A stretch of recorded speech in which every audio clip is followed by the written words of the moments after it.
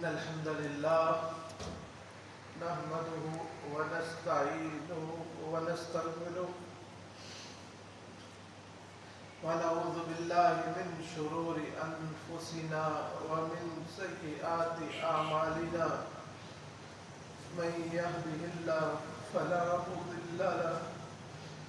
ومن يضلل فلا هادي له وأشهد أن لا إله إلا الله وحده لا شريك له وأشهد أن محمدا عبده ورسوله يا أيها الذين آمنوا اتقوا الله حق تقاته ولا تموتن إلا وأنتم مسلمون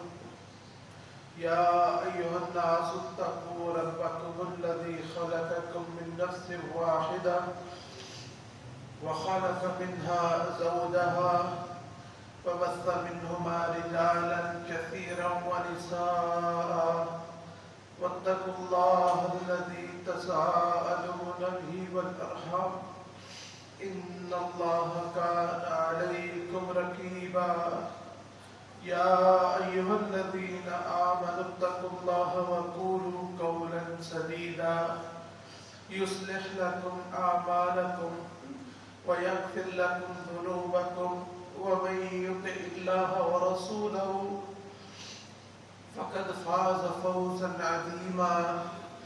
أما بعد فإن خير الحديث كتاب الله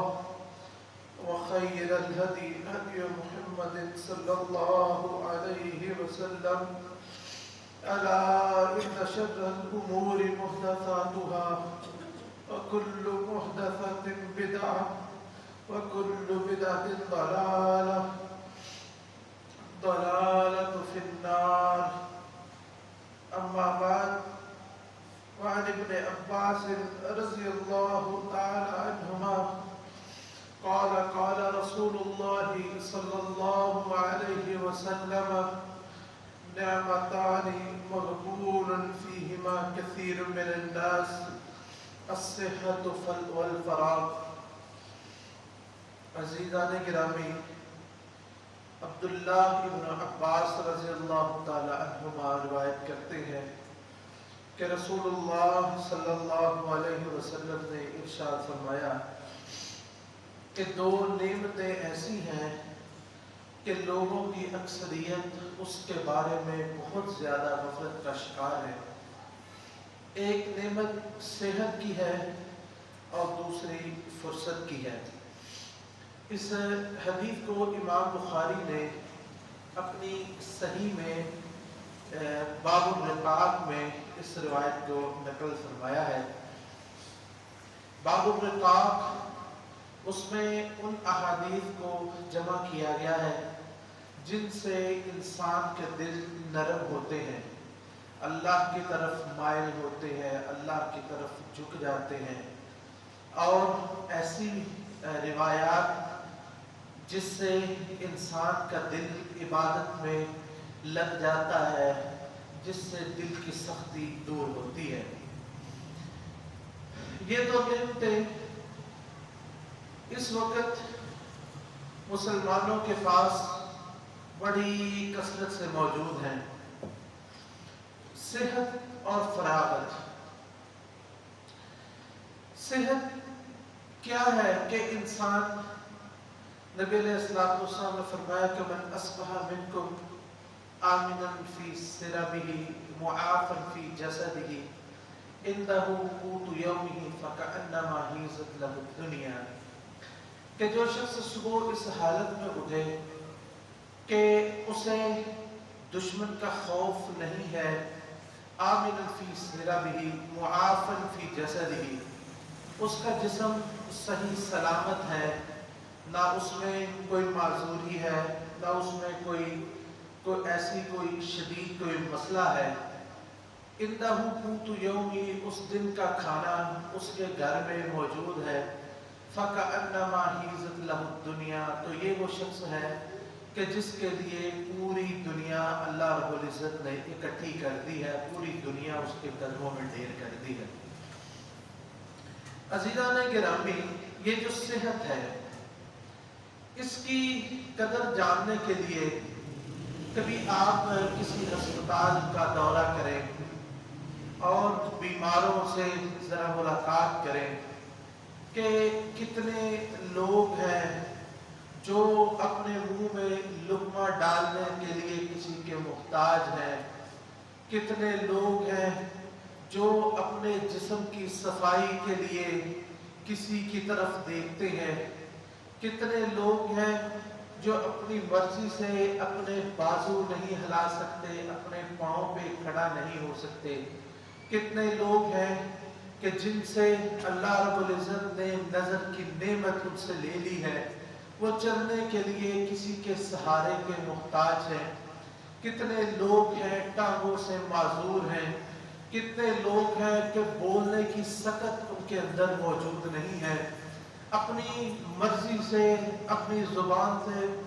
ایک لفظ بھی وہ ادا نہیں کر سکتے، کتنے لوگ ہیں جو اپنے پیاروں کے منہ سے ایک پیار بھرا جملہ، ایک پیار بھرا کلمہ سننے کے لیے سننے سے معذور ہیں، ان کے کان سماعت سے محروم ہیں۔ یہ اللہ رب العزت کی بہت بڑی نعمت ہے کہ اللہ رب العزت نے ہمیں صحت کی دولت سے نوازا، نہ ہم معذور ہیں، نہ ہم نابینا ہیں، نہ ہمیں اللہ نے اندھے اور بہرے بنایا، نہ اللہ تعالیٰ نے کوئی ایسا ہمیں کسی ہسپتال میں، ہم مسجد میں یا گھر میں یا جہاں بھی بیٹھے ہوئے ہیں اپنی مرضی سے حاجت ہوتی ہے واش روم میں جاتے ہیں، کھانے کی ضرورت ہوتی ہے اپنے ہاتھوں سے کھاتے ہیں، اپنے ہاتھوں سے پانی پیتے ہیں، اپنے ہاتھوں سے چائے پیتے ہیں، اپنی مرضی سے اٹھتے بیٹھتے ہیں۔ اللہ رب العزت کی بہت بڑی نعمت ہے صحت، جو اللہ تعالیٰ کسی کو عطا فرما دے۔ اور صحت کے ساتھ اگر دوسری نعمت فرصت بھی مل جائے تو اس سے بڑی اور کوئی جو ہے، یہ دونوں چیزیں جب اکٹھی ہو جائیں تو اس سے بڑی اور کون سی نعمت ہو سکتی ہے۔ لیکن عجیب مومنوں کے بارے میں خاص طور پر نبی علیہ السلام نے فرمایا کہ بہت سارے لوگ جن کو یہ دونوں نعمتیں مل جائیں اور پھر وہ اس کے بارے میں غفلت کا شکار ہو، یہ کتنی عجیب و غریب بات ہے کہ اللہ تعالیٰ کسی کو صحت بھی عطا فرما دے اور کسی کو فرصت بھی عطا فرما دے۔ جیسا کہ آج کل ہے کہ اللہ تعالیٰ نے صحت سے بھی نوازا ہے، خبریں ارد گرد کی دوسرے ملکوں کی یا اپنے ملک میں بات سنتے ہیں کہ فلاں بیمار ہو گیا، فلاں کے ساتھ یہ مسئلہ پیش آ گیا، لیکن ہم گھروں میں بیٹھے ہیں، صحت بھی اللہ تعالیٰ نے عطا فرمائی ہے اور فرصت بے شمار ہے۔ ہم نے اپنی زندگی میں فرصت کی ایسی مثال نہیں دیکھی کہ انسان کو فرصت بھی ہو لیکن وہ رہے بھی گھر میں۔ فرصت ہوتی ہے انسان فوری طور پر کہیں نہ کہیں جانے کا، کسی سے ملنے کا، گیٹ ٹو گیدر بنا لیتا ہے، کوئی پارٹی کا پروگرام کر دیا، کوئی سیر کے لیے نکل گئے، نہ اب سیر ہے نہ ملنا جلنا ہے کسی کے ساتھ، گھر سے باہر نہیں نکلنا، صرف گھر ہے اور انسان ہے، اس کے اہل و عیال ہے۔ یہ زندگی میں موقع اللہ تعالیٰ نے عطا فرمایا۔ مومن کا یہ کام ہے کہ وہ ہر شر میں سے بھی خیر کو تلاش کر لیتا ہے۔ جس طرح ابن تیمیہ رحمۃ اللہ علیہ وہ فرمایا کرتے تھے کہ مجھے دشمن میرا کیا کر لے گا، اگر میں آزاد ہوں تو دین کا سارا کام کرتا ہوں، اگر مجھے جیل میں بند کر دے تو مجھے سوچ و بچار کا اور غور و فکر کا موقع مل جائے گا، اگر وہ مجھے قتل کر دے گا مجھے شہادت سے بڑی نعمت اور کون سی ہے جو مجھے اللہ تعالیٰ نصیب فرمائے، مجھے شہادت مل جائے گی۔ یعنی وہ کسی طریقے سے بھی، وہ جیل میں تھے، وہ باہر تھے، وہ آزاد تھے، وہ کہیں ان سے قلم اور کرتاس سب کچھ چھین لیا گیا، لیکن کسی حالت میں بھی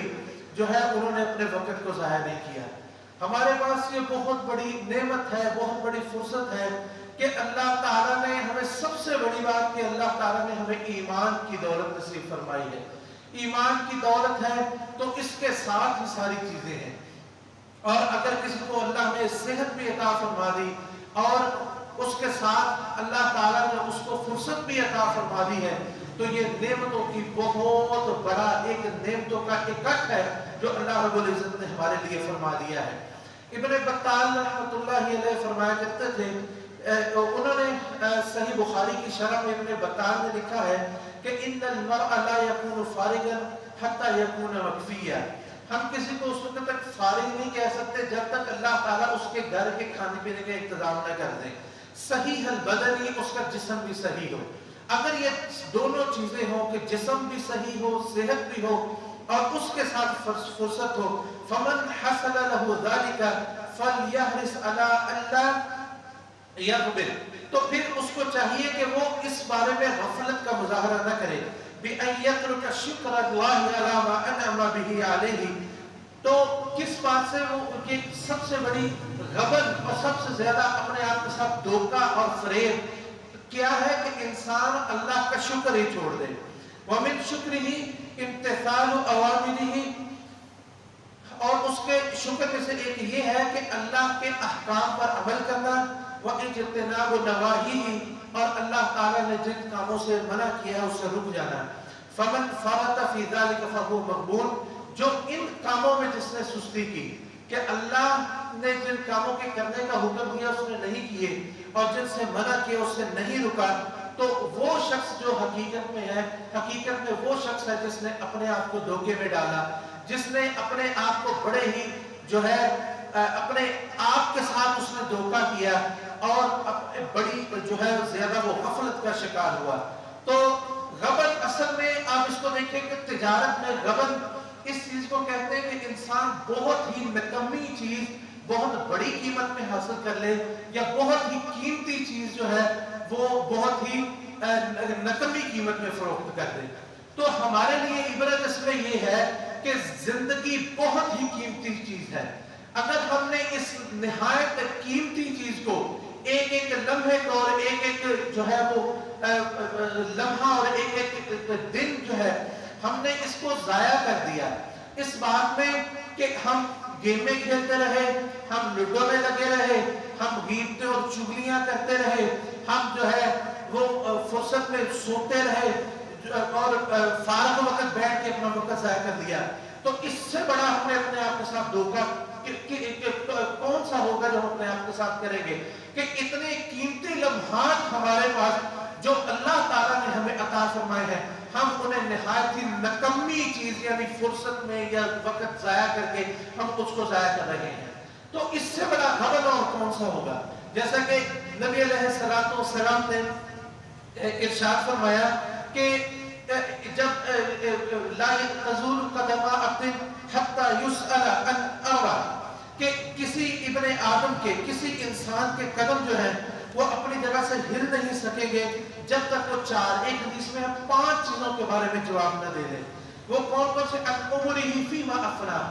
اپنی زندگی کے ایک ایک لمحے کے بارے میں کہ اس نے کہاں اور کیسے گزارا۔ ہمارے پاس اب یہ عذر بھی ختم ہو گیا، ہمارے پاس فرصت نہیں ہے، اب تو ہمیں مسجدوں سے بھی فرصت مل گئی، اب ہمیں جمعوں سے بھی فرصت مل گئی، کاروبار سے بھی فرصت مل گئی، سفر سے بھی فرصت مل گئی، میل جول سے بھی فرصت مل گئی۔ صرف گھر ہے،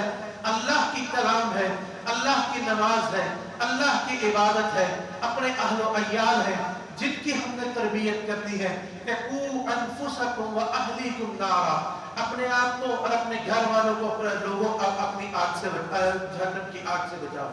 اور دوسری چیز جو نبی علیہ السلام شبابہ فیما ابلا، کہ دوسرا سوال یہ ہوگا کہ اپنی جوانی انسان بتا اس جوانی کے قیمتی لمحات کو کہاں تم نے صرف کیا ہے، وَأَنْ مَالِهِ مِنْ أَيْنَ اكْتَسَبَهُ فِيمَا أَنْفَقَ، اور مال کہاں سے کمایا اور کہاں خرچ کیا ہے، وَمَاذَا عَمِلَ فِيمَا عَلِمَ، جو علم میں نے تجھے عطا کیا تھا اس علم میں تم نے کتنا عمل کیا ہے۔ نبی کریم صلی اللہ علیہ وسلم فرمایا، آپ نے فرمایا کہ اغتنم خمسا قبل خمس، اے لوگوں 5 چیزوں سے پہلے 5 چیزوں کو غنیمت سمجھو، حیاتک قبل موتک، موت سے پہلے جو زندگی کا ایک ایک لمحہ ہے اسے غنیمت سمجھو، وصحتک قبل سقمک، بیماری سے پہلے اپنی صحت کو غنیمت سمجھنا، وفراغک قبل شغلک، مصروفیت سے پہلے جو اللہ نے تمہیں فرصت عطا فرمائی ہے، اس کو غنیمت سمجھو۔ وَالشَّبَابَ قَبْلَ حَرَمِكَ، بڑھاپے سے پہلے اپنی جوانی کو غنیمت سمجھو۔ وَغِنَاكَ قَبْلَ فَقْرِكَ، فقیری سے پہلے اور لوگوں کے سامنے ہاتھ پھیلانے سے پہلے جو اللہ نے تمہیں غنا عطا فرمایا ہے، جو اللہ تعالیٰ نے تمہیں مال عطا فرمایا ہے، جو اللہ تعالیٰ نے جو نعمت تم پر کی ہے، اس کو غنیمت سمجھو۔ اور ایک روایت میں ہے، آپ نے فرمایا فَإِنَّكَ يَا عَبْدَ اللَّهِ مَا تَدْرِي مَسْمُكَ غَدًا، اللہ کے بندے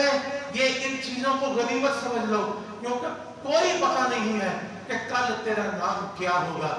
آج اگر کسی کا نام عبداللہ ہے تو اگر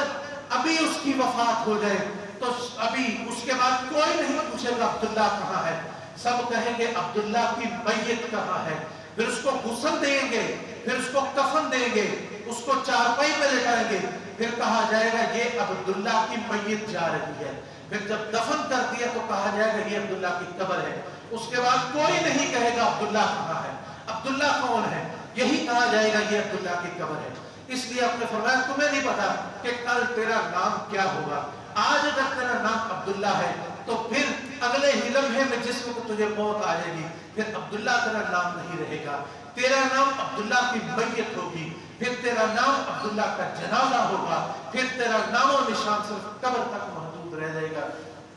میرے بھائیوں، میری بہنوں، اس وقت کو غنیمت سمجھیں۔ اور حسن بصری رحمۃ اللہ علیہ کا یہ فرمان فرمایا کرتے تھے، یا ابن آدم انما انت ایام، کہ اے ابن آدم تو دنوں کا بنا ہوا ہے۔ فَإِذَا ذَهَبَ يَوْمُكَ ذَهَبَ بَعْضُكَ، جب تیرا ایک دن گزر گیا تو سمجھ لے تیرے جسم کا ایک حصہ چلا گیا۔ اللہ تعالیٰ ہمیں اس وقت کو غنیمت سمجھنے کی توفیق نصیب فرمائے، اور جو بیماری اور پریشانی اللہ ان سب سے ہم کو محفوظ فرمائے۔ وآخر دعوانا ان الحمدللہ رب العالمین۔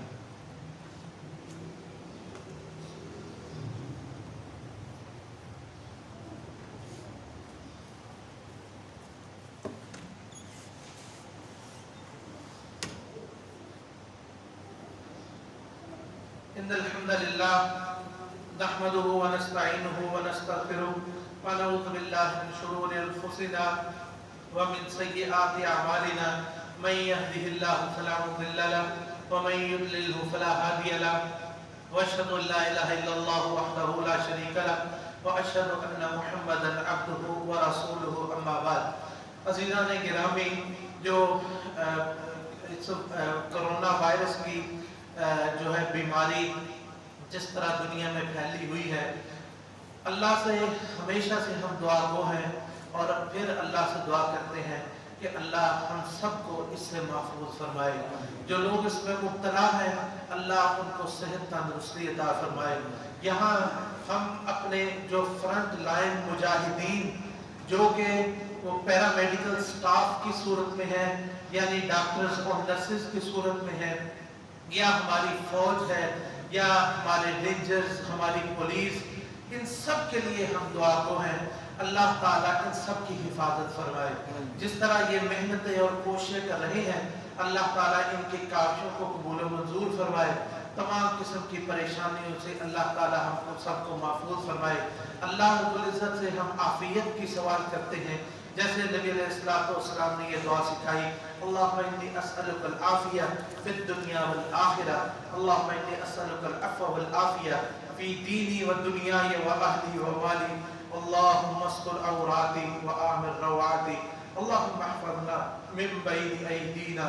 ومن خلفنا وعن ایماننا وعن شمائلنا ومن فوقنا ونعوذ بعظمتك ان نغتال من تحتنا، اللهم اهدنا فيمن هديت وعافنا فيمن عافيت، اللهم اهدنا فيمن هديت وعافنا فيمن عافيت، اللهم اهدنا فيمن هديت وعافنا فيمن عافيت، اللهم إنا نعوذ بك من جهد البلاء ودرك الشقاء وسوء القضاء وشماتة الأعداء، اللهم إنا نعوذ بك من البرص والجنون والجذام वसय्यिल अस्काम। अल्लाह हम सब को महफूज फरमा, अल्लाह हम सब की बीमारियों को तंदुरुस्ती में बदल दे। अल्लाह ये जो वक़्त फुर्सत का है, हमें इस फुर्सत को अच्छे तरीके से इस्तेमाल करने की तौफीक नसीब फरमा। व आखिरु दावाना अल्हम्दुलिल्लाहि रब्बिल आलमीन। अल्लाहुम्मा सल्लि अला मुहम्मदिन व अला आलि मुहम्मदिन कमा सल्लैता अला इब्राहीम व अला आलि इब्राहीम इन्नका हमीदुम मजीद। अल्लाहुम्मा बारिक अला मुहम्मदिन व अला आलि